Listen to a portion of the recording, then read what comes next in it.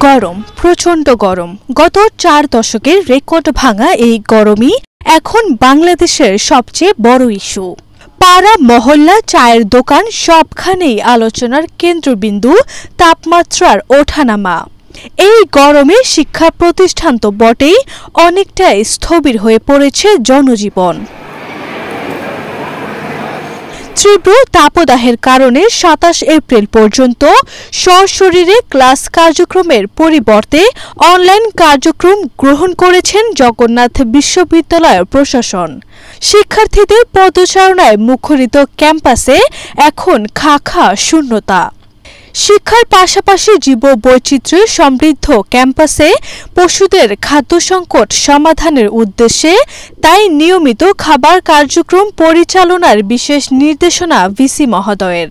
শিক্ষার্থী কর্মকর্তারা ভিসি মহোদয়ের এই সহানুভূতিতে সাধুবাদ জানিয়েছেন। ভিসি ম্যাম ইতিমধ্যে আমাদের ক্যাম্পাসের যে থাকা প্রাণীগুলা তাদের জন্য খাবারের ব্যবস্থা করেছে, এটা খুবই ভালো, সাধুবাদ। কারণ আমরা যেমন খাদ্যের চাহিদা আছে, তাদের তো খাদ্যের চাহিদা থাকতে পারে। তারা প্রতিনিয়ত আমাদের ক্যাম্পাসের বিভিন্ন জিনিসপত্র, ক্যাম্পাসের বহিরাগতদের প্রবেশ, এসব থেকে আমাদের ক্যাম্পাসকে রক্ষা করছে। খাবার কার্যক্রম পরিচালনার দায়িত্বে আছেন বিশ্ববিদ্যালয়ের ডেপুটি রেজিস্ট্রার মোহাম্মদ শাহাদাত হোসেন। তিনি এশিয়ান টিভিকে জানান, প্রতিদিন নিয়মিতভাবে 1-2 বার নিরীহ পশুদের খাবার প্রদান করা হয়।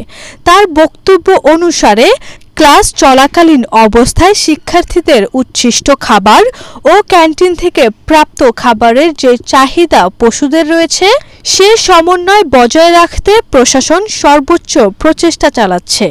পরিবেশের দিকে লক্ষ্য রেখে আমাদের বর্তমান ভাইস চ্যান্সেলর সাদেকা হালিফা ওনারা যে উদ্যোগ নিয়েছেন যে কুকুর বিড়ালকে খাওয়ানো, এটা আমরা অবশ্যই সাধুবাদ জানাই।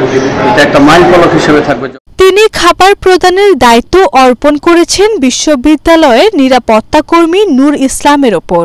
নূর ইসলামের সাথে পশুদের একান্ত সম্পর্ক সেই বিষয়টিকে স্পষ্ট করে। নূর ইসলাম বলেন, ভিসি ম্যাডামের নির্দেশনা অনুসারে তিনি পশুদের খাবার প্রদানের দায়িত্বটি যত্ন সহকারে পালন করেন। ক্যান্টিন বন্ধ থাকলো, আমাদের ক্যান্টিনের যে খাবার কুকুর এবং বিড়াল যেটুকু খেত, আমরা এখন মাননীয় উপাচার্য নির্দেশনা অনুযায়ী যেটুকু আমরা এখন ব্যবস্থা গ্রহণ করতেছি।